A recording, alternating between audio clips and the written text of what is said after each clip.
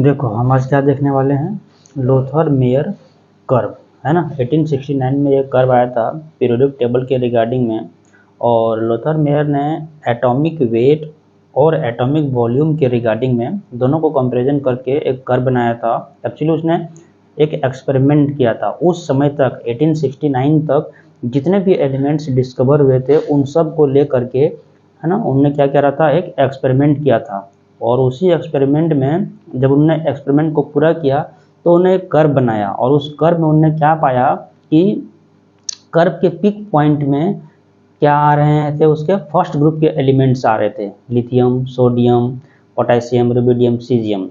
तो इससे उनको ये पता चला कि अच्छा इन सभी का क्या है, प्रॉपर्टीज सेम है। ऐसे ही करके जब इस कर्व को पूरी तरह से देखा गया अच्छे से, तो पता चला कि जो डिसेंडिंग कर्व है, डिसेंडिंग कर्व में किसको बोल रहा हूँ, अगर कर्व मान लो मेरा नीचे की तरफ आ रहा है ना, जैसे यहाँ से स्टार्ट हुआ कर्व नीचे की तरफ आ रहा है तो इसको बोल रहे हैं डिसेंडिंग कर्व। यहाँ से वापस ऊपर जा रहा है इसको हम लोग बोलेंगे असेंडिंग कर्व। तो उन्हें देखा कि जो डिसेंडिंग कर्व हैं, देखो डिसेंडिंग कर्व में यहाँ पर बेरिलियम है, फिर वापस यहाँ पर मैग्नीशियम है, फिर यहाँ पर कैल्शियम, ऐसा करके सेकेंड ग्रुप के एलिमेंट्स आ रहे हैं कहाँ पर, डिसेंडिंग कर्व में, ये देखो, और ये बैरियम, ठीक है ना, स्ट्रोंटियम, कैल्शियम।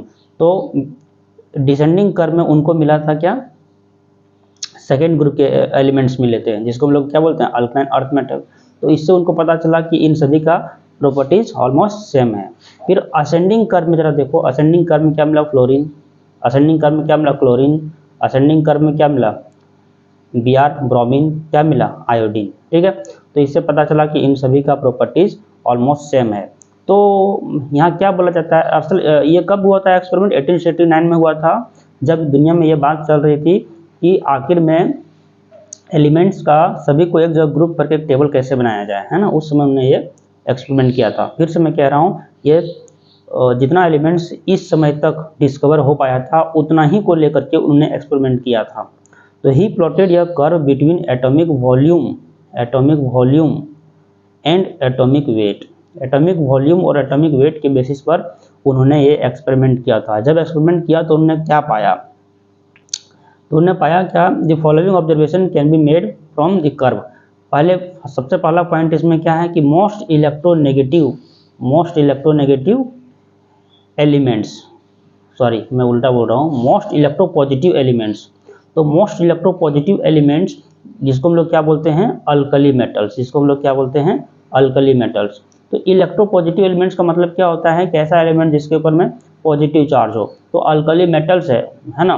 तो मेटल्स क्या करते हैं, इजिली अपना इलेक्ट्रॉन क्या करते हैं, डोनेट कर देते हैं, तो उस पर प्लस चार्ज आ जाता है।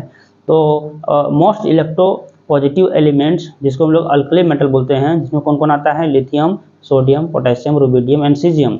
ये कहाँ ऑक्युपाई कर रहा है, कर्व में ऑक्युपाई द पीक पोजीशन। ये पीक पोजीशन में ऑक्युपाई करता है, मतलब टॉप पॉइंट पे, देखो कर्व के एकदम टॉप पॉइंट पे वो आ रहा है, occupy the peak position on the curve.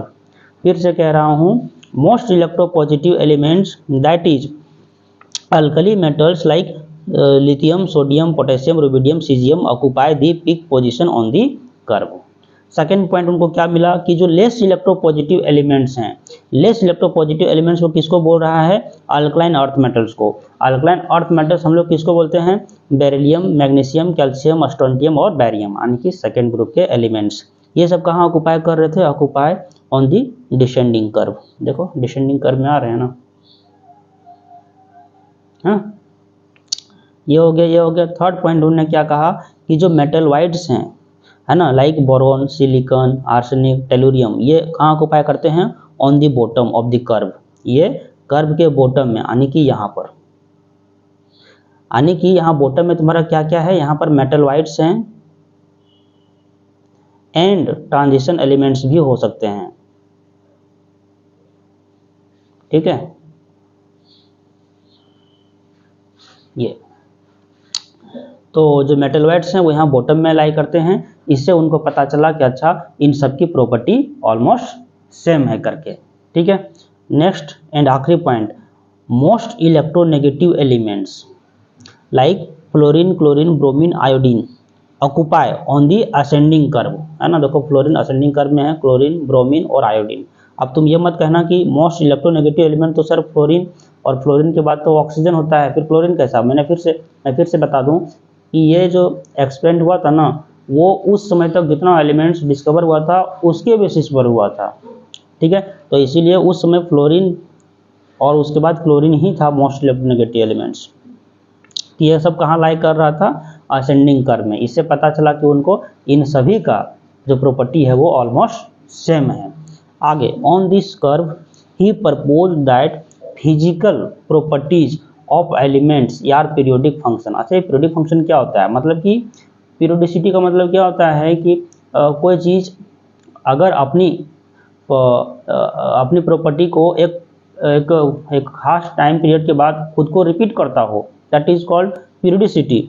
तो इसमें क्या आ रहा है, देखो मान लो लिथियम के बाद सिमिलर प्रॉपर्टी के एलिमेंट्स आ रहे हैं वापस, फिर एक टाइम इंटरवल के बाद सिमिलर प्रॉपर्टी के एलिमेंट्स आ रहे हैं, फिर सिमिलर प्रॉपर्टी के एलिमेंट्स एक खास टाइम पीरियड के बाद आ रहे हैं, टाइम इंटरवल के बाद। तो वही, तो on this curve he proposed that physical property of elements are periodic function. Physical property जो होती है पीरियोडिक फंक्शन होती है ना, किसके, ऑफ देयर एटॉमिक वेट। और जैसे ही उसने ये बात बोला कि एटॉमिक वेट, ये क्या हो गया, this become the basis of Mendeleev's periodic table, है ना। ये क्या हो गया, मेंडलीव पीरियोडिक टेबल का बेस बन गया, बेसिस बन गया, आधार बन गया, क्योंकि उसका कोई, इन्होंने तो एक्सपेरिमेंट करके दिया था, अपनी बात रखा था, लेकिन मेंडलीव ने कोई एक्सपेरिमेंट नहीं किया था। उन्होंने क्या किया था, इन्हीं की बात को कॉपी पेस्ट कर दिया था।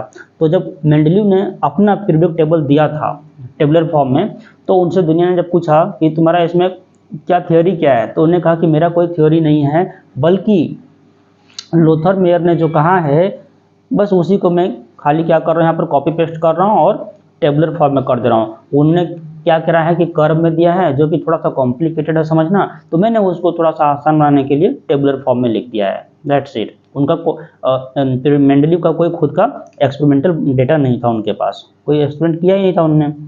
तो आगे आ जाओ, मेंडलीव पीरियोडिक लॉ।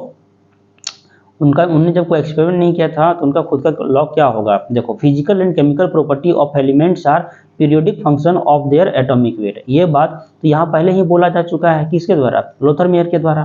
तो उसी को एक कॉपी पेस्ट किया। लेकिन अगर मान लो तेरे से कोई क्वेश्चन पूछेगा कि मेंडलीव पीरियोडिक लॉ किस पर डिपेंड करता है ना, तो तुम क्या बोलोगे, एटॉमिक वेट, क्योंकि इसी को आधार मान करके उन्होंने टेबुलर फॉर्म में टेबलेट किया था इन सभी एलिमेंट्स को, ठीक है। Thank you.